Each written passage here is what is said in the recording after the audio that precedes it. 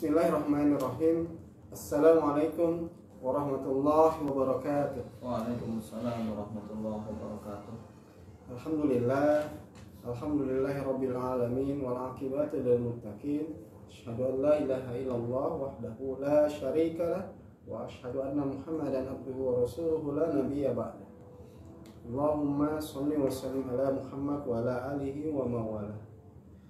Saudara-saudaraku, mitra JAISI di mana saja antum berada, semoga selalu dirahmati Allah Subhanahu wa taala. Tentunya kami sekarang alhamdulillah bersyukur kepada Allah karena di Jumat hari ini Allah mengizinkan kami tetap bisa mengudara dalam wujud dakwah dengan program seputar obrolan umat atau kami singkat dengan sorban umat, yang alhamdulillah masih selalu dipancarkan oleh radio JAISI dengan gelombang 107.7 FM di lantai dasar Pusat Bisnis Jakarta Islamic Center, Jakarta Utara. Dan alhamdulillah kita pada hari ini sorban umat akan mengobrolkan hal-hal yang ini mungkin sudah pernah terjadi dan memang Allah sudah memberikan penjelasan kepada kita.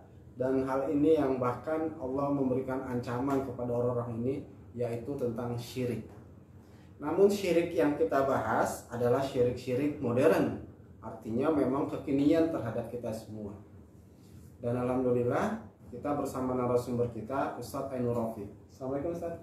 Waalaikumsalam warahmatullahi wabarakatuh. Alhamdulillah. Nah, bersama Ustadz Ainur Rafiq tentunya banyak kesan-kesan yang nanti insya Allah akan beliau sampaikan, terutama bagaimana menyikapi tentang syirik yang harus kita jauhi dalam kehidupan kita. Karena kita ketahui bersama bahwa kita memiliki akidah hanya ada dua, akidah tauhid, selain tauhid berarti syirik.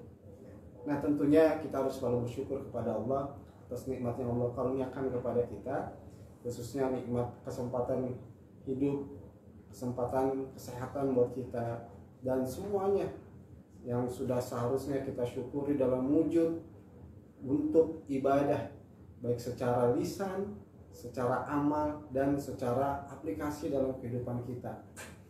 Dan tentunya itu semua harus kita juga sampaikan selawat dan salam kita kepada junjungan alam baginda Nabi Allah Muhammad sallallahu alaihi wasallam, dan juga para keluarganya yang begitu dicintai oleh Allah, serta para sahabat-sahabatnya yang istiqomah maupun kepada pengikutnya, kita semua selalu berada dalamnya hingga akhir kehidupan kita. Amin ya rabbal alamin. Saudara-saudaraku mitra JAISI di mana saja antum berada, mari kita sama-sama kita simak, kita dengarkan tema yang sekarang ini adalah syirik-syirik modern yang akan disampaikan oleh Ustadz Ainur Rafiq. Dan kita ketahui bersama beliau adalah salah satu pimpinan di Pondok Pesantren Baitul Quran Al-Ikhwan yang berada di Jakarta Utara, tepatnya di Marunda. Kalau orang sering dengar Rumah Pitung, nah bisa mampir ke sana dan insya Allah bisa bertemu dengan beliau, kita bisa saling sharing. Terutama bagaimana biar keluarga kita, anak-anak kita usia SMP, SMA bisa mondok di tempat yang mudah-mudahan ini memberikan jadi aset buat kita semua para orang tua tentunya. Ya baik, mari kita dengarkan penjelasan bagaimana akan hal-hal yang berkaitan dengan syirik-syirik modern. Untuk itu kepada Al-Mukarram Ustadz Ainur Rafiq kami persilakan dengan segala. Ya, baik. Terima kasih. Bismillahirrahmanirrahim. Assalamualaikum warahmatullahi wabarakatuh. Waalaikumsalam warahmatullahi wabarakatuh. Alhamdulillahirabbil alamin. Alladzi nahmaduhu wa nasta'inuhu wa nastaghfiruh. Wa na'udzu billahi min shururi anfusina wa min sayyiati a'malina. May yahdihillahu fala mudilla lahu wa may yudlil fala hadiya lahu. Asyhadu an la ilaha illallah wahdahu la syarika lah wa asyhadu anna Muhammadan abduhu wa rasuluhu la nabiyya ba'dah. Allahumma shalli wa sallim wa barik ala nabiyyina Muhammadin wa ala alihi wa ashabihi ajma'in, amma ba'd. Qala Allah ta'ala fil Qur'anil Karim wa huwa asdaqul qailin. A'udzu billahi minasyaitonir rajim. يا أيها الناس اعبدوا ربكم الذي خلقكم والذين من قبلكم لعلكم تتقون الذي جعل لكم الأرض فراشا والسماء بناء وأنزل من السماء ماء فأخرج به من الثمرات رزقا لكم فلا تجعلوا لله أندادا وأنتم تعلمون. Sadaqallahul azim wa sadaqa rasuluhun nabiyul karim wa nahnu ala dzalika minasyahidin walhamdulillahi rabbil alamin. Ikhwan fillah, pemirsa JIC TV yang dirahmati Allah Subhanahu wa taala. Alhamdulillah atas izin Allah Subhanahu wa taala pada pagi yang cerah ini kita dipertemukan kembali melalui channel Jakarta Islamic Center TV. Dan kita dalam keadaan sehat walafiat. Mudah-mudahan nikmat sehat walafiat yang Allah berikan kepada kita senantiasa kita mampu syukuri, tentunya dengan berupaya untuk meningkatkan amal ibadah kita atau pengabdian kita kepada Allah Subhanahu wa taala, sehingga ini akan menjadi syarat turunnya nikmat-nikmat Allah yang lain yang akan berikan oleh Allah untuk kita semua. Salawat serta salam semoga tetap tercurah atas baginda Rasulullah Sallallahu Alaihi Wasallam, karena beliaulah manusia yang paling mulia yang telah menunjukkan kepada kita semua jalan keselamatan, jalan kebahagiaan, dan juga jalan kesuksesan untuk kehidupan kita baik di dunia ini sampai nanti di yaumil qiyamah di akhir. Amin amin ya rabbal alamin. Dan juga semoga tetap tercurah atas juga keluarganya, para sahabat-sahabatnya, dan umatnya yang senantiasa istiqomah di dalam mengamalkan sunnah Rasulullah Sallallahu Alaihi Wasallam. Ikhwatal iman, pemirsa JIC TV yang dirahmati Allah Subhanahu Wa Taala, pada pagi yang cerah ini temanya luar biasa menarik, dan ini menjadi sesuatu yang sangat penting ketika kita berbicara kesyirikan atau kemusyrikan, karena memang salah satu penyebab rusaknya dunia ini adalah disebabkan oleh syirik. Rusaknya tatanan kehidupan umat manusia yang ada di dunia ini disebabkan oleh kemusyrikan-kemusyrikan yang merajalela, sehingga ini mesti perlu kita sadari bersama betapa dampak bahaya dari perbuatan-perbuatan syirik itu akan merusak segala tatanan kehidupan umat manusia, dan pada puncaknya adalah menjerumuskan kita kepada kesesatan yang akan menjadi perantara masuknya kita ke dalam nerakanya Allah Subhanahu wa taala. Karena syirik adalah bagian dari kezaliman yang paling besar. Allah Subhanahu wa taala berfirman, A'udzubillahi minasyaitonir rajim, innasyirka ladzulmun adzim. Wa may yusyrik billahi faqad harramallahu 'alaihil jannah. Syirik adalah kezaliman yang paling besar, dan barang siapa menyekutukan Allah Subhanahu wa taala faqad harramallahu 'alaihil jannah, maka dia diharamkan untuk masuk ke dalam surganya Allah Subhanahu wa taala. Tentunya kita memohon kepada Allah Subhanahu wa taala tidak menjadi bagian orang-orang yang melakukan perbuatan-perbuatan yang syirik, sehingga akan menyesatkan kita baik di dunia ini sampai nanti di akhirat kita. Nah, ikhwatal iman rahimakumullah, berbicara kemusyrikan-kemusyrikan yang terjadi di zaman modern ini, yang sebetulnya kemusyrikan dari zaman dahulu sampai hari ini sama. Artinya menyekutukan Allah Subhanahu wa taala, meyakini ada selain Allah Subhanahu wa taala yang maha kuasa, meyakini ada Allah Subhanahu wa taala yang maha mengatur, meyakini ada selain Allah Subhanahu wa taala yang memberikan rizki, menjamin, berikan perlindungan dan lain sebagainya. Dan itu secara umum sudah kita pahami. Karena ketika kita memahami kalimat tauhid, la ilaha illallah, dengan segala konsekuensinya pasti kita harus menjauhi perbuatan-perbuatan syirik. Karena kalimat la ilaha illallah menafikan kesyirikan, kemusyrikan. Nah, Al-Quran ketika membicarakan tentang syirik ada beberapa ayat yang disampaikan Yang pertama ada di dalam Al-Quran surat Al-Baqarah ayat 156. A'udzubillahi minasyaitonirrajim. Bismillahirrahmanirrahim. Wa minan nasi may yattakhidhu min dunillahi andada yuhibbunahum ka hubbillah walladzina amanu asyaddu hubban lillah ila akhiril ayat. Dan di antara manusia ada yang menjadikan selain Allah Subhanahu wa taala sebagai tandingan, sedangkan orang-orang yang beriman adalah orang-orang yang sangat mencintai Allah Subhanahu wa taala. Orang-orang yang menyekutukan Allah Subhanahu wa taala dalam hal ini atau bisa dikatakan syirik andad, menjadikan tandingan-tandingan bagi Allah Subhanahu wa taala, dan mereka sangat mencintai kepada tandingan-tandingannya melebihi cintanya kepada Allah Subhanahu wa taala. Kalau kita tarik kepada fenomena yang ada hari ini, berapa banyak orang yang mencintai selain Allah Subhanahu wa taala melebihi dari kadar cintanya kepada Allah Subhanahu wa taala. Berapa banyak hari ini orang yang menjadikan harta sebagai sesuatu yang sangat dia cintai, sehingga kecintaannya terhadap harta melebihi kecintaannya kepada Allah Subhanahu wa taala. Cinta yang melebihi dari kecintaannya kepada Allah Subhanahu wa taala itu bagian dari tandingan yang dia ciptakan dalam kehidupannya.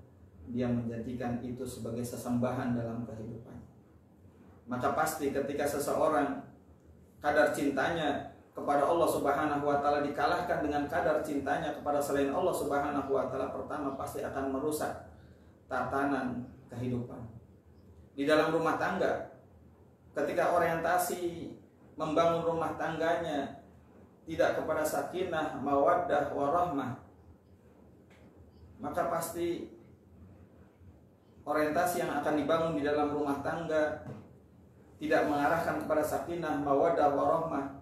Yang sesungguhnya orientasi sakinah, mawaddah, warahmah adalah menjadikan Allah di atas segala-galanya di dalam membangun rumah tangganya. Karena kunci untuk mendapatkan sakinah, mawaddah, warahmah itu harus menempatkan Allah Subhanahu wa taala pada posisi tertinggi dalam kehidupan rumah tangga. Sehingga nanti dalam menjalankan tugas fungsi masing-masing, baik suami dan istri pasti akan merujuk kepada bagaimana Allah Subhanahu wa taala mengatur kehidupan rumah tangganya.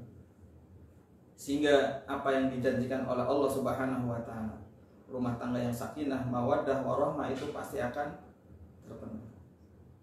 Tetapi ketika tidak menjadikan Allah sebagai tujuan utama dalam membangun rumah tangganya, pasti ada tujuan-tujuan lain. Entah itu tujuan duniawi atau tujuan syahwati atau tujuan-tujuan lain yang pasti dia akan cenderung mencintainya melebihi dari cintanya kepada Allah Subhanahu wa taala. Dan ini merupakan bencana. Ketika mengharapkan rumah tangga yang sakinah, mawaddah, warahmah, tidak menjadikan Allah sebagai satu-satunya zat yang menjadikan rujukan dalam membangun rumah tangga. Dan masih banyak lagi contoh-contoh lain yang real dalam kehidupan kita. Kita seringkali tanpa sadar mencintai sesuatu kadarnya melebihi dari cintanya kepada Allah Subhanahu wa taala. Atau kebalikannya, ketakutan kita kepada sesuatu itu melebihi ketakutannya kita kepada Allah Subhanahu wa taala. Seperti hari ini, kondisi umat manusia di belahan dunia ini yang sedang diuji oleh penyakit corona. Seringkali manusia tanpa sadar ketakutannya terhadap virus corona lebih besar daripada takutnya kepada Allah Subhanahu wa taala. Sehingga dalam menyelesaikan atau mencari solusi untuk menghadapi musibah tersebut, kemudian lari dari cara yang sudah diatur atau yang sudah ditunjukkan oleh Allah Subhanahu wa taala dalam mengatasi musibah yang Allah turunkan. Dan itu juga bagian dari perbuatan-perbuatan syirik dalam kategori syirik Anda. Ikhwatal iman, pemirsa JC TV yang dirahmati Allah Subhanahu wa taala. Dan contoh lain di dalam Al-Quran ketika mencontohkan perbuatan-perbuatan syirik adalah kita bisa lihat di dalam ayat yang berbunyi a'udzubillahi minasyaitonirrajim ittakhadhu akhbarahum wa ruhbanahum arbaban min dunillah wal masih ibn maryam wa ma umiru illa liya'budu ilaha wahida la ilaha illa huwa subhanahu amma yusyriku. Ittakhadhu ahbarahum wa ruhbanahum arbaban min dunillah. Mereka menjadikan rahib-rahibnya, menjadikan pendeta-pendetanya arbaban min dunillah, sebagai tuhan-tuhan selain Allah Subhanahu wa taala. Ayat ini berkaitan dengan para pendeta, para rahib yang mereka mengeluarkan fatwa keluar dari apa yang diturunkan oleh Allah Subhanahu wa taala, dan kemudian fatwanya diikuti oleh umatnya. Nah, perbuatan-perbuatan seperti itu termasuk perbuatan syirik dalam hal arbab, syirik arbab. Suatu ketika ada sahabat yang asalnya dari Nasrani kemudian masuk Islam. Mereka memprotes bahwasanya mereka tidak menjadikan pendeta-pendetanya sebagai Rob, sebagai Tuhan. Karena apa yang dia laksanakan bukan menyembah pendeta, tidak pernah menyembah kepada pendeta. Tapi kemudian Rasulullah SAW menegaskan, bukankah ketika rahib-rahibmu menyampaikan fatwa engkau ikuti? Benar ya Rasulullah. Maka itulah bentuk penyembahan terhadap rahib-rahib tersebut. Syirik arbab, walaupun di ayat ini digambarkan adalah para rahib-rahib, para pendeta, tapi tidak juga menutup kemungkinan kita sebagai umat Islam yang punya panutan kita adalah ulama. Bisa saja ketika ada ulama yang menyimpang dari apa yang diajarkan oleh Allah dan Rasulnya, dan kemudian dia memfatwakan sesuatu yang keluar dari ajaran Allah dan Rasulnya, dan kemudian diikuti, maka ini bagian daripada syirik arbab. Ikhwatal iman, pemirsa JC TV yang dirahmati oleh Allah Subhanahu wa taala.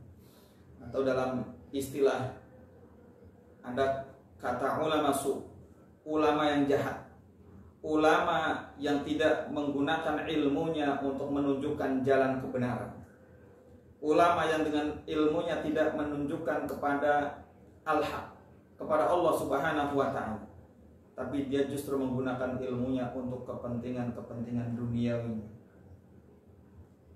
Bahkan ketika terancam dengan eksistensi keulamaannya, maka dia dengan mudah meninggalkan ilmunya, berpaling demi menyelamatkan dirinya karena kepentingan-kepentingan pribadi. Ikhwatal iman, pemirsa JIC TV yang dirahmati oleh Allah Subhanahu wa taala. Itu barangkali dua contoh bentuk-bentuk kemusyrikan yang bisa saja terjadi di zaman modern hari ini, yang seringkali kita ketika berbeda syirik maka fokus kita kepada menyembah kepada selain Allah Subhanahu wa taala dalam bentuk patung, atau mendatangi kuburan, atau menyembah kepada pohon-pohon yang keramat dan sebagainya. Padahal itu juga bagian dari syirik. Tapi tidak kalah penting bahwa syirik-syirik yang dijelaskan di dalam Al-Quran yang lebih terasa kerusakannya ketika kemusyrikan itu terjadi, maka tentunya ini yang mesti harus kita sadari bersama supaya kita diselamatkan dari perbuatan-perbuatan syirik. Ya, alhamdulillah, Mitra JIC di mana saja antum berada, semoga selalu dirahmati Allah Subhanahu wa taala. Jelas tadi Ustaz Anil Rafiq memaparkan kepada kita bahwa syirik ini sebenarnya sudah ada dari zaman dahulu, Ustaz. Ya. Hanya saja memang di zaman modern ini, kenapa dibilang modern? Karena sudah ada teknologi canggih atau yang lainnya. Ya.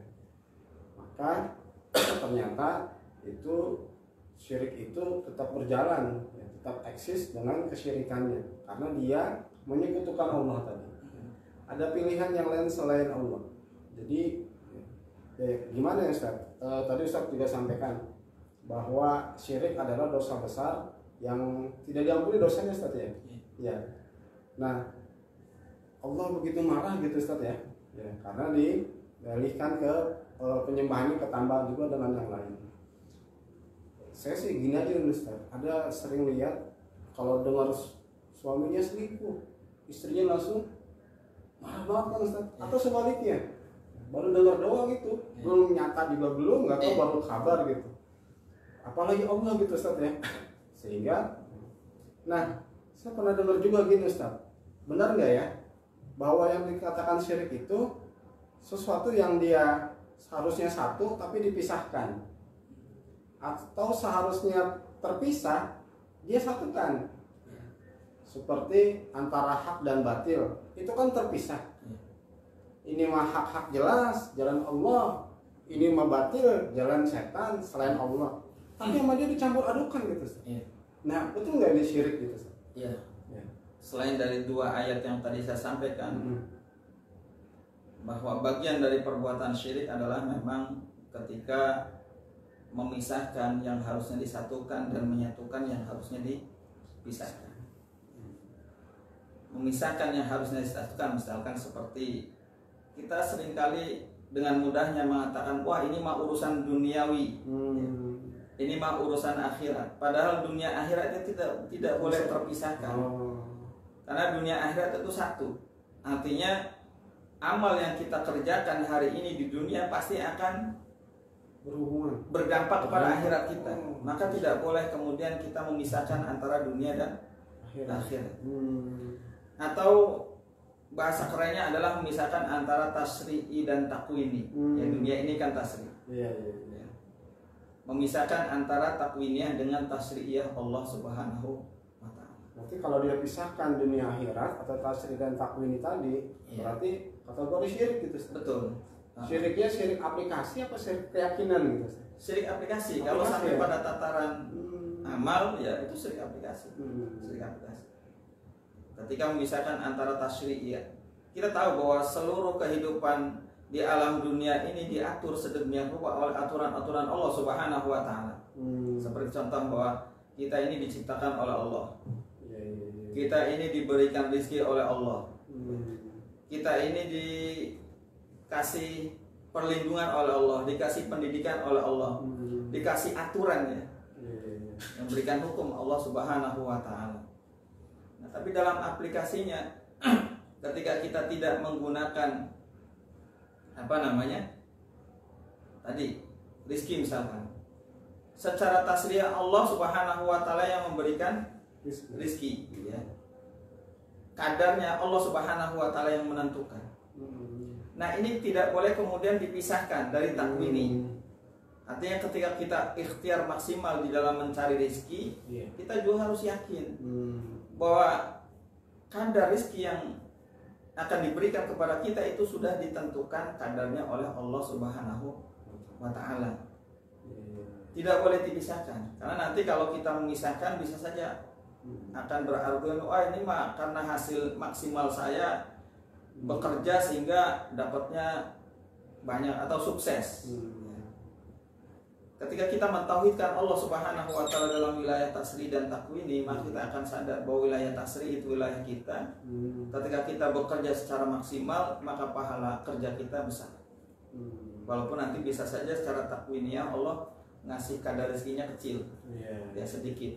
Nah, orang yang meyakini terhadap tauhid tersebut, menyatukan antara takwini dan tasri, maka akan biasa saja, tenang saja ketika mendapatkan kecilnya, tenang saja karena dia sebetulnya Allah sangat adil. Karena ada pahala besar ketika bersusah payah mencari ma'isyah, ya.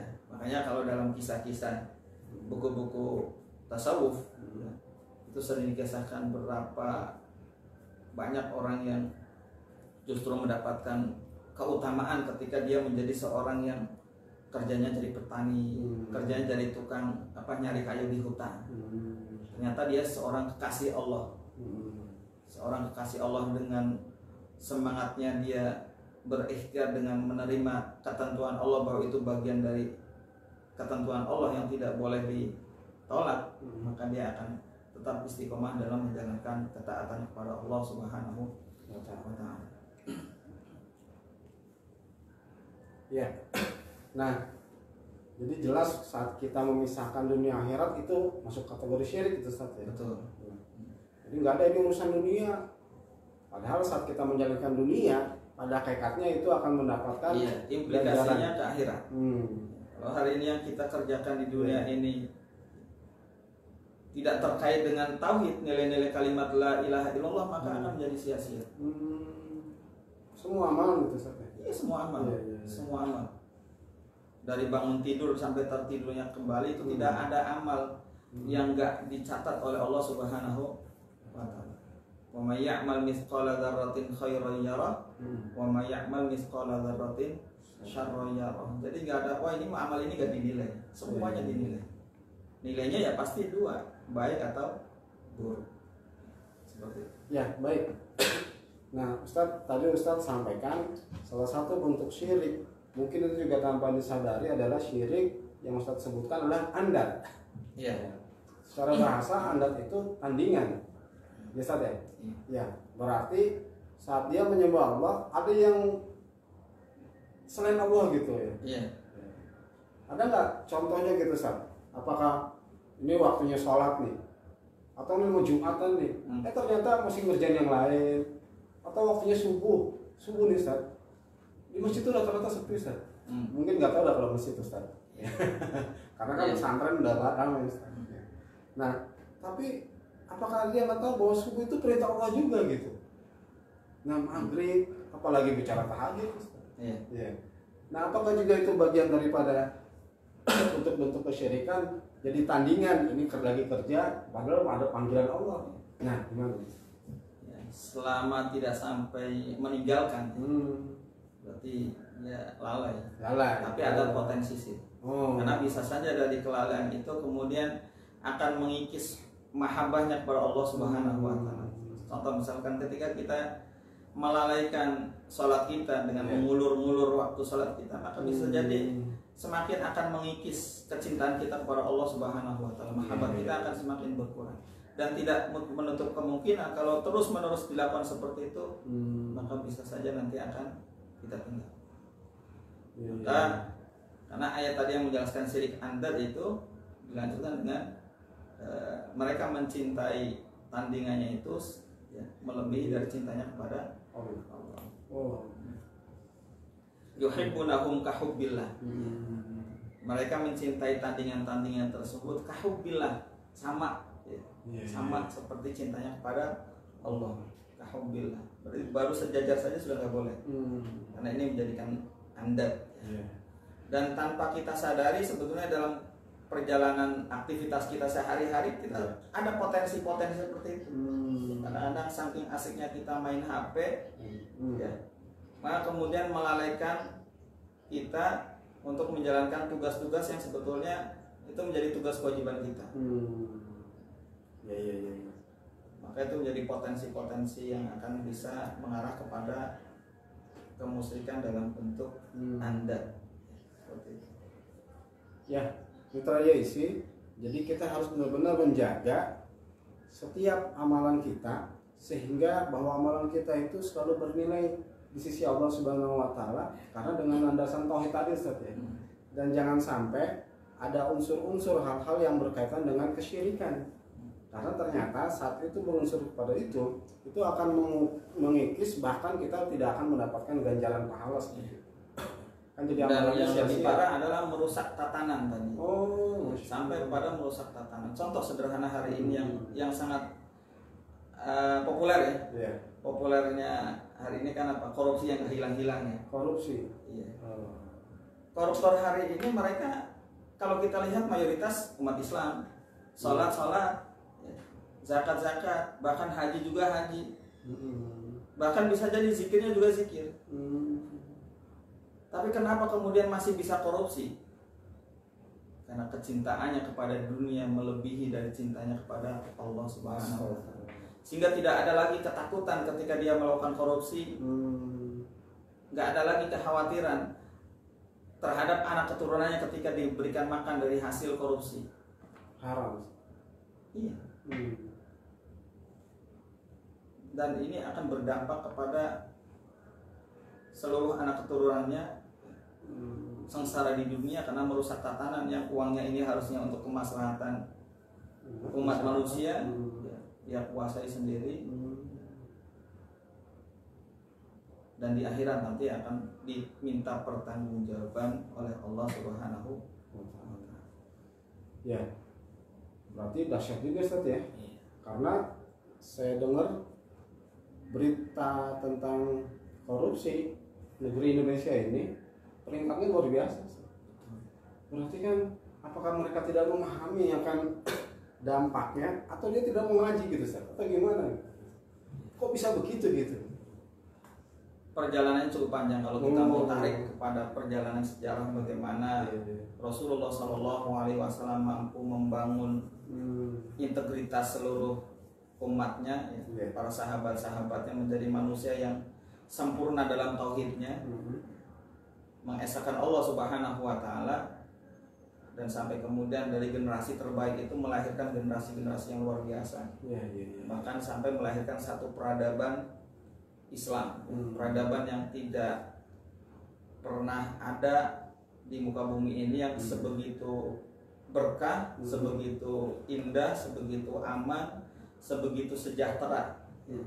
Dan itu lahir dari prinsip-prinsip kalimat tauhid yang diaplikasikan dalam kehidupan sehari-hari.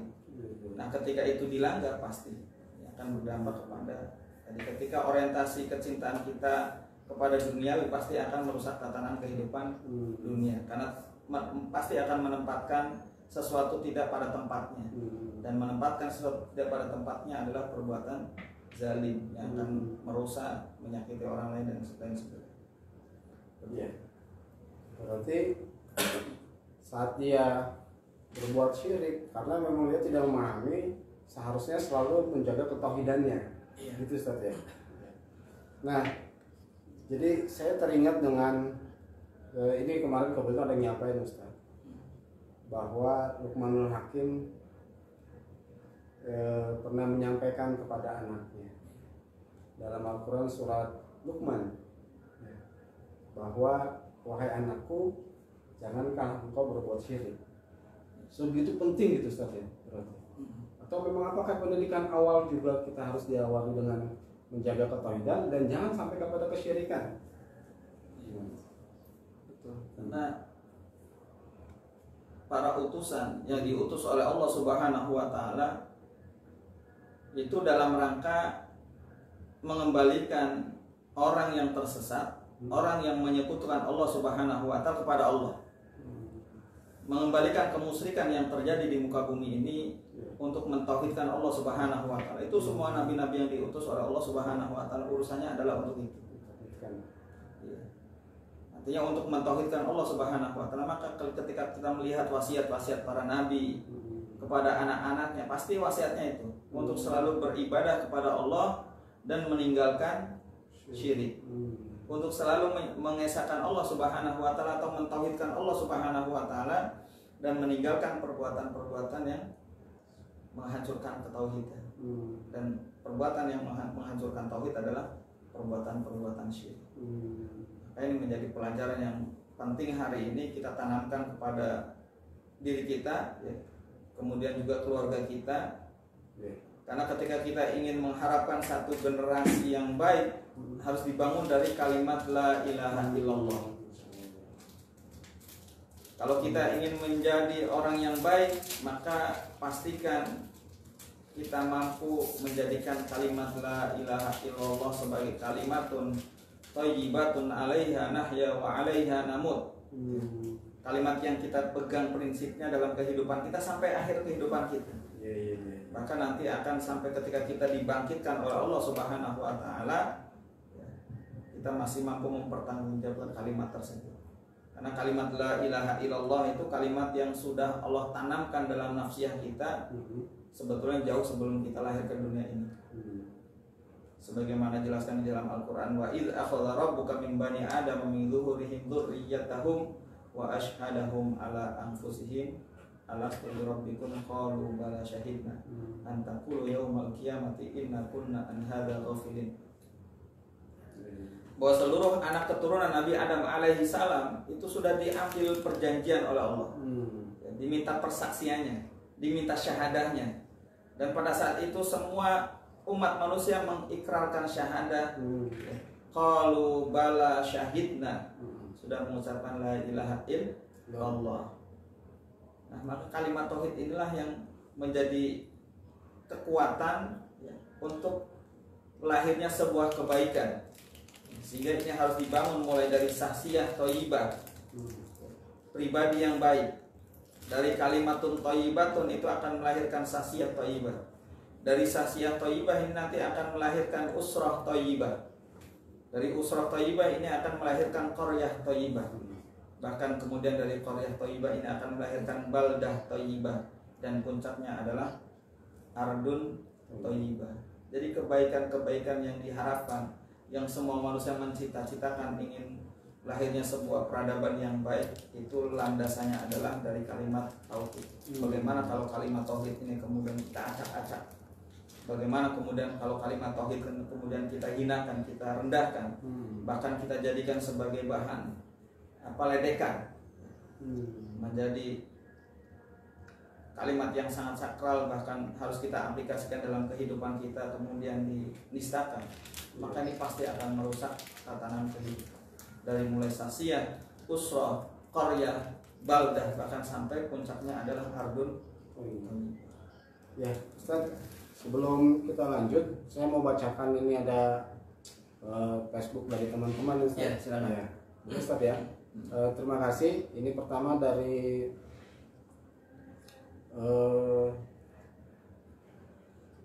Mardia Fira. Alhamdulillah, ini Mama KF5 menyimak. Alhamdulillah, salam buat Ustadz, barakallah. Juga Pak Umar Al-Mizan, ini salam kompak dari komunitas Ngapak. Ngapak apa tuh Ustadz? Ngapak itu orang Tegal, orang Tegal. Oh, orang Purwokerto, orang Purwodadi. Alhamdulillah. Dari Soleh Abu Raihan, alhamdulillah, salam soleh Kota Pemalang.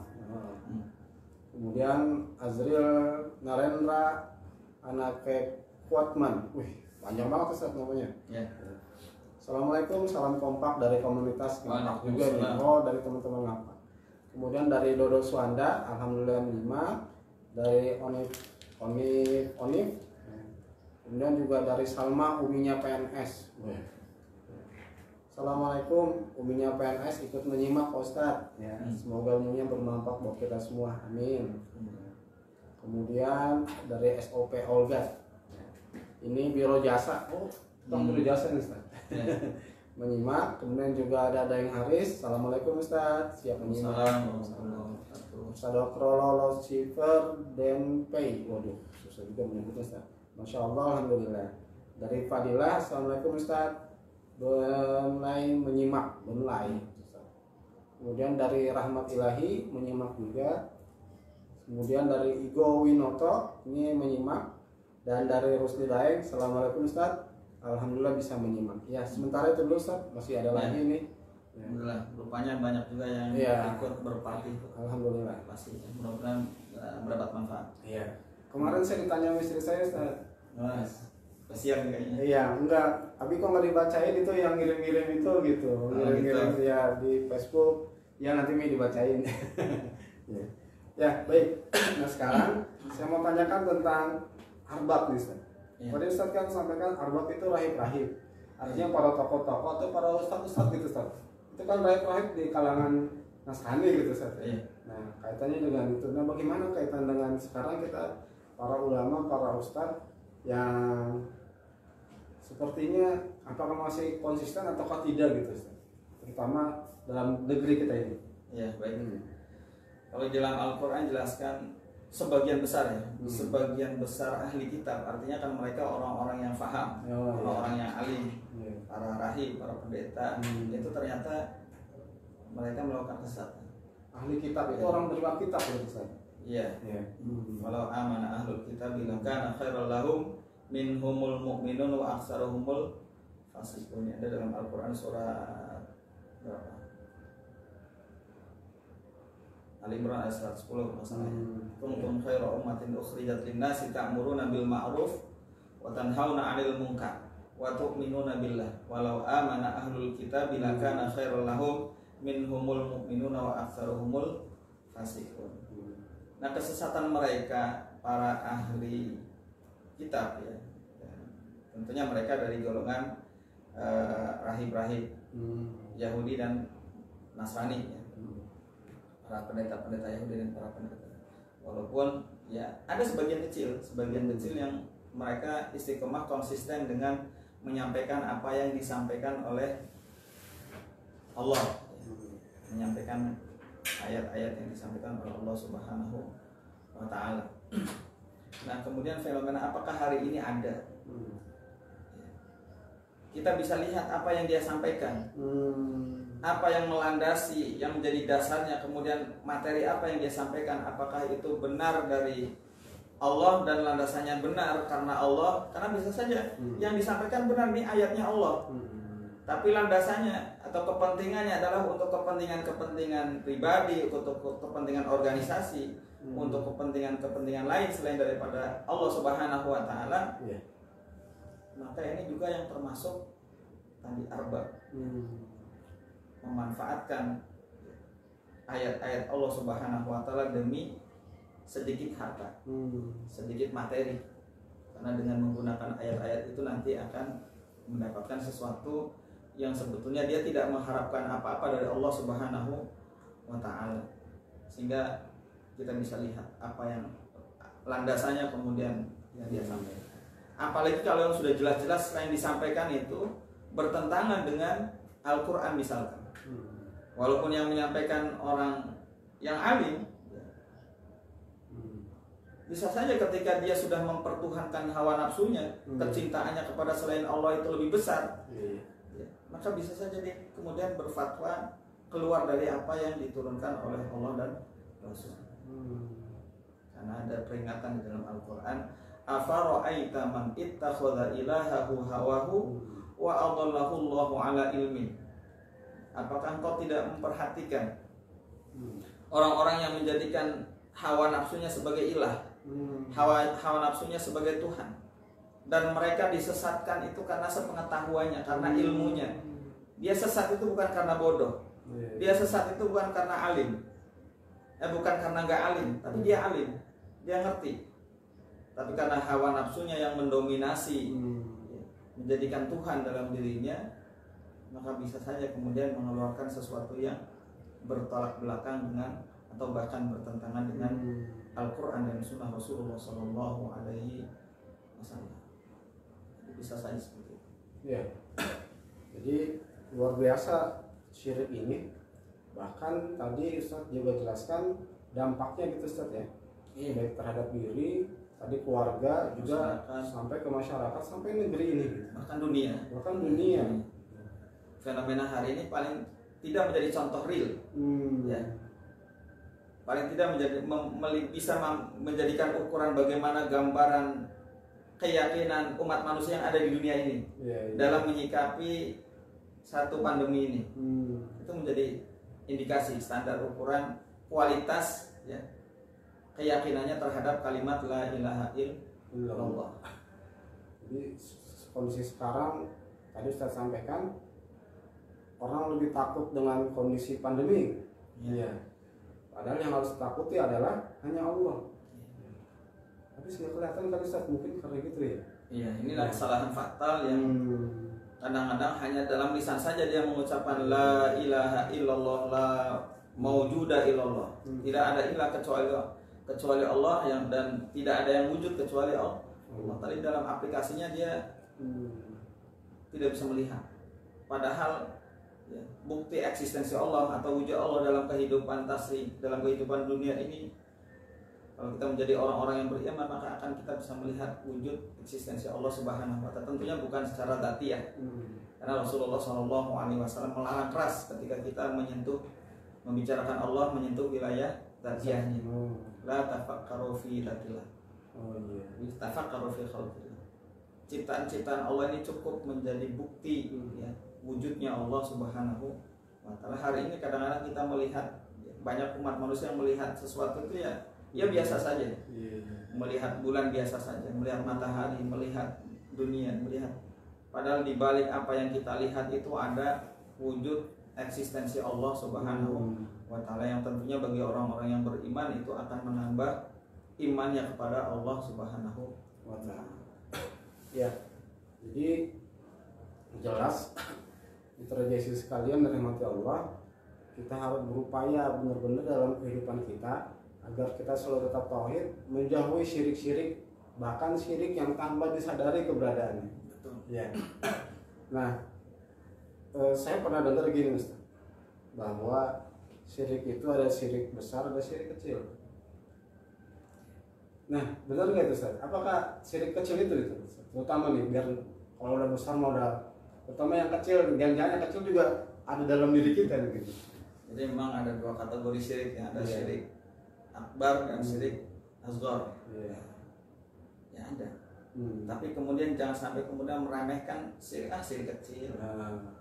Karena munculnya syirik akbar itu berawal dari syirik kecil. Kalau syirik kecil ini terus-menerus kita lakukan, maka itu akan menjadi potensi syirik besar. Ria itu gitu Ustaz. Ria itu dianggapnya syirik kecil kan ya. Iya. Contoh daripada perbuatan syirik kecil adalah ria.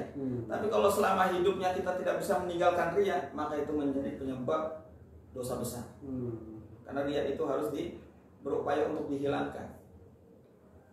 Harus dihilangkan, harus dikikis. Iya. Memang akan sangat sulit ketika kita belum mampu mentauhidkan Allah Subhanahu wa taala.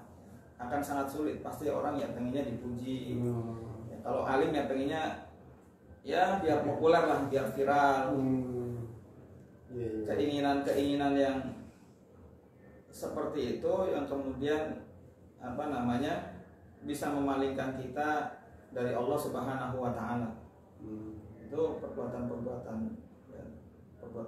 syirik kecil. Termasuk kita sholat lalai. Itu ya ada potensi syirik di sana. Astagfirullah. Kita melalaikan sholat. Iya. Makanya saya pernah dengar juga gini Ustaz. Makanya syirik kecil, ria itu seperti semut hitam yang berada di atas batu hitam dan di tempat yang gelap. Iya. Bener itu Ustaz ya? Artinya kan kayaknya yang tahu tuh kita aja gitu ya. Alhamdulillah saya tahajud. Biar keren akhirnya pasang status gitu Ustaz. Boleh nggak gitu Ustaz? Tujuannya kan tadinya untuk mengajak yang lain gitu biar tahajud. Karena ini urusan hati, maka yang tahu adalah yang pasang status tadi. Motivasinya apa ya? Tentunya kita tidak bisa menghukumi dari ini kayaknya mau pamer. Ya, kita nggak tahu niatnya untuk apa. Tapi paling tidak kalau kita ingin menjaga supaya tidak, karena kita juga jangan sampai terjebak kemudian ketika kita ingin melakukan kebaikan kemudian nanti dianggap syirik jadi malah gak berbuat baik. Itu justru kemusyrikan yang nyata. Ketika kita melakukan kesyirikan ria, tapi mau melakukan kebaikan tapi karena nanti dianggap ria. Justru ketika merasa dianggap ria itu perbuatan yang menyesatkan. Makanya ya itu urusan hati lah. Ya, urusan hati. Makanya ya pelong saja ketika kita ingin berbuat baik, ya berbuat baik karena Allah. Ketika ingin melakukan ibadah, ya udah lillahi ta'ala. Semata-mata karena Allah Subhanahu wa taala. Biarlah masyarakat orang tetangga ngomongin apa gitu ya. Iya. Jadi kadang-kadang kita juga khusyuk karena pengen dilihat orang gitu saja. Iya. Entah sholatnya, entah macam-macam. Nah, sehingga bagaimana agar amalan kita ini benar-benar selalu tauhid, benar-benar tidak ada unsur syirik sedikit pun, ataupun bahkan syirik kecil tadi, ria tadi. Nah, bagaimana menumbuhkan itu tuh? Iya, sebetulnya ini problem besar umat Islam untuk tidak melakukan perbuatan syirik. Karena Islam hari ini tidak menjadi satu tatanan yang mengatur kehidupan umat manusia sehingga mampu ketika orang berbuat ini ditegur. Apalagi urusan syirik. Urusan orang hari ini galin sholat aja kan biasa saja, nggak ada pengawalan dalam umat manusia melakukan pengabdiannya kepada Allah Subhanahu wa taala. Siogianya ya. Kalau idealnya ketika Islam ini dijadikan satu sistem, satu ajaran yang membumi ya, idealnya itu kan harusnya dikawal. Bagaimana proses ibadah ini ya, seperti ketika kita sholat, ketika kita menjalankan sholat itu kan ada imam, ada imam, ada makmum. Yang imam ini punya tanggung jawab penuh bagaimana membawa seluruh jamaahnya untuk sholatnya sesuai dengan tata cara yang diatur oleh Rasulullah SAW, sehingga makmumnya juga harus nurut, harus sami'na wa ta'na. Idza raka'a faraka, idza kabara fakabara, idza raka'a faraka, idza sajada fasajada. Terus mengikuti. Dan ketika imam misalkan salah, maka ada kewajiban seorang makmum yang ada di belakangnya untuk mengingatkan itu salah dengan mengucapkan kalimat tasbih subhanallah. Nah, hari ini perjalanan ibadah umat Islam ini ya sesuai dengan harus ibadah mandiri, ini yang repot, yang jadi masalah. Yang ini kemudian ya paling tidak ya bagi orang-orang yang mengetahui ya, yang mengerti bagaimana proses pengabdian kita kepada Allah Subhanahu wa taala itu kan harusnya dikawal. Ya. Harusnya dikawal supaya nanti sampai kepada tujuan daripada pengabdian. Kalau di ayat mukadimah tadi saya sampaikan bahwa tujuan dari pengabdian kita kepada Allah Subhanahu wa taala ingin semua yang mengabdi itu menjadi orang-orang yang bertakwa. Ya ayuhan nasu ubudu rabbakumul ladzi khalaqakum wal ladzina min qablikum la'allakum tattaqun. Ya ayuhan nas, wahai manusia, u'budu, beribadahlah kepada Allah Subhanahu wa taala. Alladzi khalaqakum wal ladzina min qablikum, yang telah menciptakan kamu dan menciptakan orang-orang sebelum kamu. La'allakum tattaqun, agar kalian menjadi orang-orang yang bertakwa. Dan kita tahu takwa itu menjadi kedudukan yang paling tinggi di hadapan Allah Subhanahu wa taala. Mulia kemudian dijamin oleh Allah Subhanahu dan termasuk sukses. Innalil muttaqina mafaza, sesungguhnya orang-orang yang bertakwa adalah orang-orang yang mafaza, orang-orang yang sukses.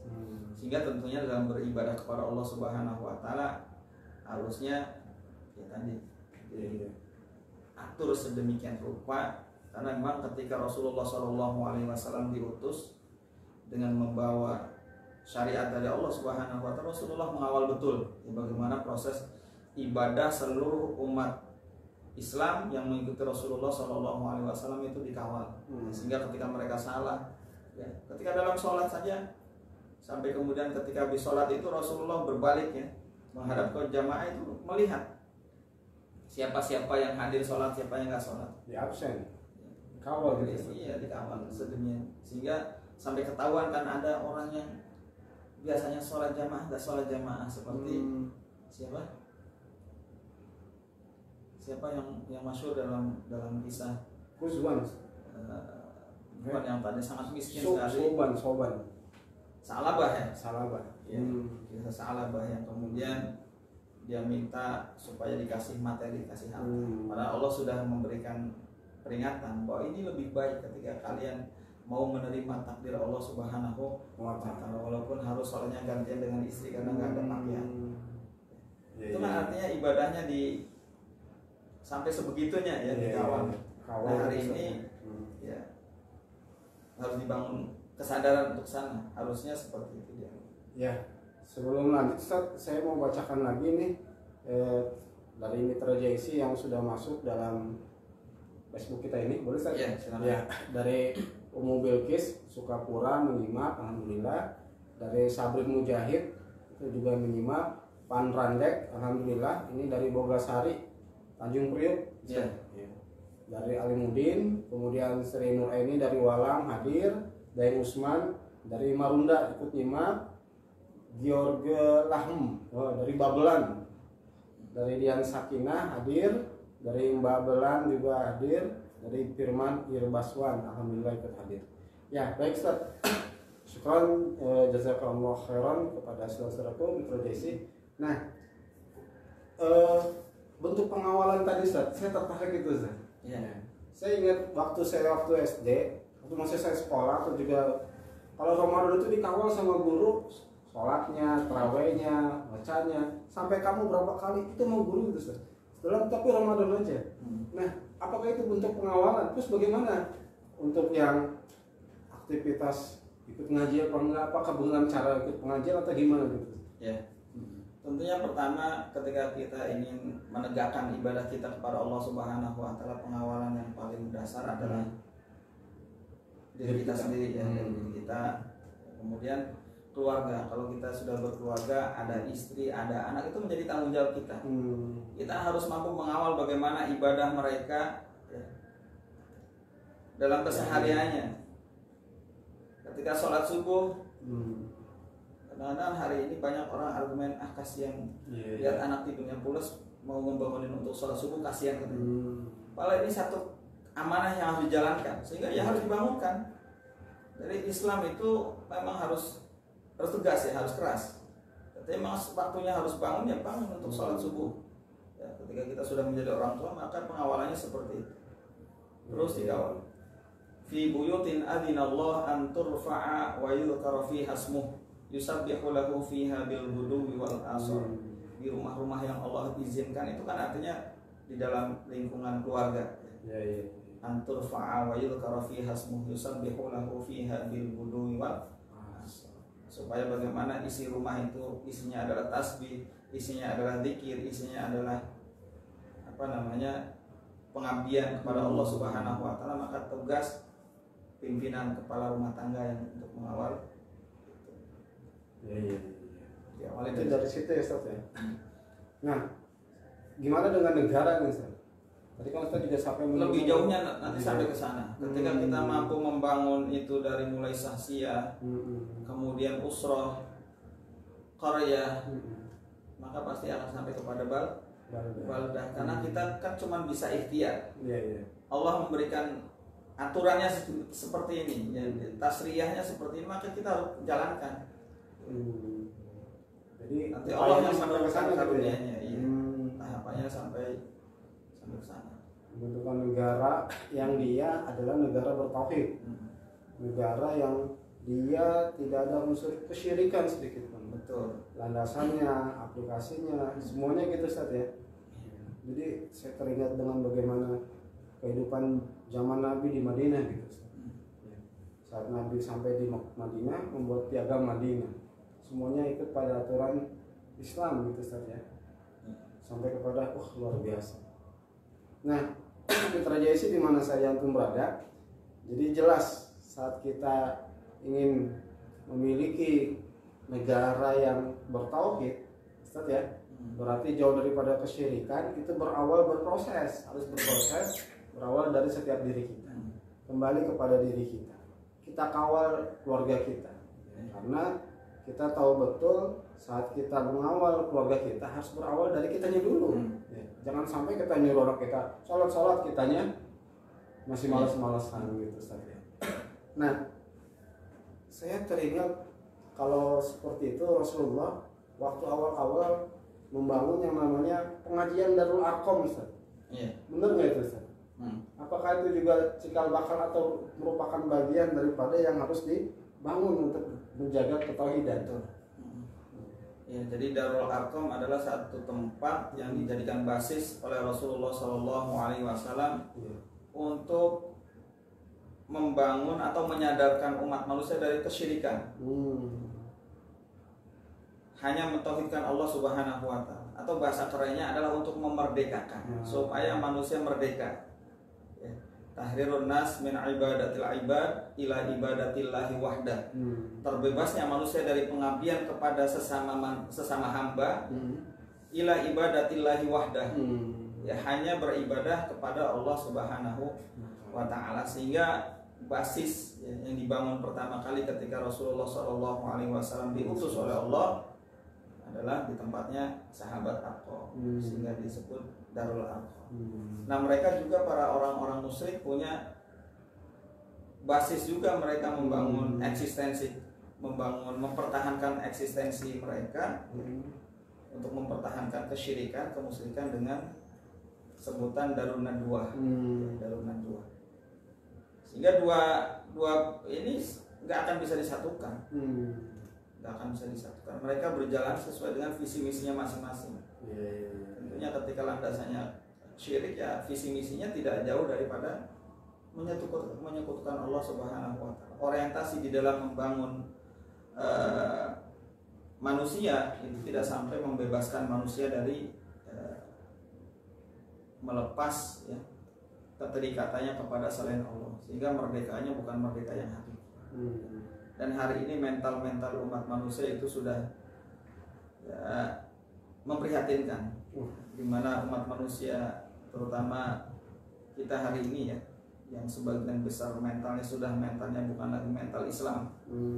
Dimana mental Islam itu kan harusnya senang memberi ya, tapi karena hari ini bertubi-tubi terus menerus dikasih selalu, sehingga tanpa sadar ini merubah mental. Jadi mentalnya pengennya dikasih. Iya, mintanya walaupun sebetulnya punya, tapi karena ini sudah menjadi satu tatanan ya dalam kehidupan, dibangun sedemikian sehingga orangnya kemudian mentalnya jadi berubah. Yang seharusnya seorang muslim itu al-yadul ulya khairum min yadi sufla, ya lebih baik di atas daripada di bawah, karena satu tatanan yang sedemikian sehingga berubah mentalnya. Nah, ini barangkali salah satu fenomena contoh ketika tadi hilang akidah tauhid ya. Kalimat la ilaha illallah Muhammadur Rasulullah ya, terlepas dari dalam dirinya, sehingga tanpa sadar ya, tadi sedikit demi sedikit kemudian ada benih-benih yang dalam aplikasinya kemudian meninggalkan nilai-nilai atau norma-norma yang diajarkan oleh syariat Islam, seperti contohnya tadi. Ya, baik Mitra JIC di mana saja antum berada, alhamdulillah kita sudah diberikan penjelasan kepada guru kita Al-Mukarram Ustaz Ainur Rafiq SPDI bahwa syirik itu adalah kezaliman yang besar, dan syirik itu tidak akan diampuni oleh Allah karena dia merupakan dosa yang besar. Walaupun ada juga terbagi dalam bentuk yang kecil, tadi riya, tapi sekecil-kecilnya dosa syirik, dosa yang kezalimannya sangat besar, maka kita berupaya selalu harus kita jauhi dan kita hindari, baik disadari maupun tidak disadari. Maka kita harus selalu menjaga ketauhidan kita.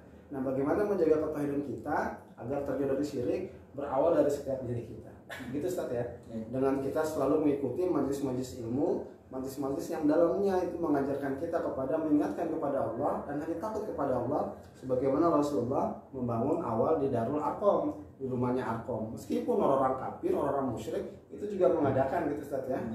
Itu dengan Darul Nadwa.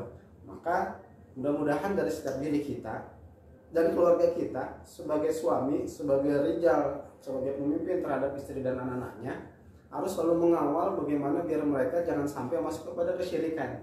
Sebagaimana nabi-nabi dan para rasul, para ahli hikmah mengingatkan kepada keturunannya, jangan kau masuk kepada kesyirikan sedikitpun. Tetaplah beribadah kepada Allah. Sebagaimana Luqmanul Hakim menyampaikan kepada anaknya. Itu Ustaz ya? Ya. Maka ini selalu kita jaga. Hingga nanti akan berproses, Allah akan menurunkan keberkahannya kepada negeri kita ini. Sehingga yang namanya korupsi sedikit-sedikit dan mungkin mudah-mudahan secepat-cepatnya akan dikikis dan dijauhkan. Ekonomi riba dijauhkan. Semua kehidupan yang penuh dengan maksiat, narkoba, semuanya Allah jauhkan. Itu apa? Karena kita eksis dengan ketauhidan kita semua. Ya, baik Mitra JIC di mana saja antum berada, alhamdulillah kita sudah masuk jam 11 ya. Maka karena agenda sorban kita ini hanya sampai jam 11, kita harus disiplin terhadap komitmen waktu yang Allah berikan kepada kita, kesepakatan yang sudah diberikan kesempatan ini. Maka dengan mohon maaf, maka harus kita stopkan acara kita ini Ustaz. Ya, insya Allah kita bisa berjumpa lagi di kesempatan yang lain di Jumat yang akan datang. Dan sebelum saya akhiri, kembali di Facebook ini ada masuk dari Bu Linda Sunter, alhamdulillah hadir. Jatmiko Nur Hisham juga hadir, dan dari Hakika salam Jumat Barokah. Ya. Baik, alhamdulillah kami ucapkan terima kasih kepada semua, terutama Mitra JIC yang sudah gabung dalam streaming Facebook kita ini, dan mohon maaf segala kehilapan dalam diri kita ya. Dan bagaimana menjaga anak-anak kita. Ustadz kita ini salah satu pimpinan pesantren yang berada di Marunda, Al-Ikhwan, maka itu bisa menjadi solusi Ustaz ya, menjaga anak kita dari jauhnya maksiat-maksiat yang luar biasa sekarang dengan penuh kemodernannya ya. Nah, sebelum kita akhiri mungkin Ustaz ada yang mau sampaikan? Ya, untuk menutup sedikit ya, supaya kita terhindar dari perbuatan syirik sebagaimana doa yang diajarkan Rasulullah SAW.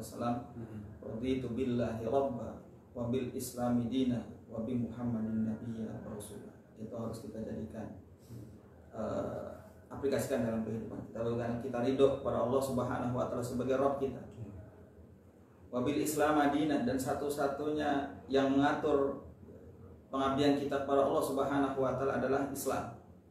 Wabi Muhammadin nabiyya wa rasulah, dan Muhammad sebagai nabi dan utusan Allah Subhanahu wa taala yang mesti harus kita ikuti seluruh risalah yang telah disampaikan oleh beliau, sehingga mudah-mudahan kita terhindar dari perbuatan syirik dan kita selamat dunia sampai akhirat. Amin amin ya rabbal alamin.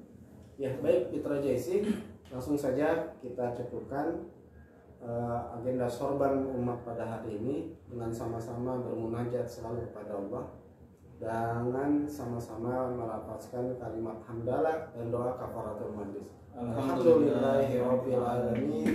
Subhanakallahumma wa bihamdika asyhadu an la ilaha illa anta astaghfiruka wa atubu ilaik. Dari kami yang bertugas mohon maaf atas segala kehilafan, wal afu minkum. Wassalamualaikum warahmatullahi wabarakatuh. Waalaikumsalam warahmatullahi wabarakatuh.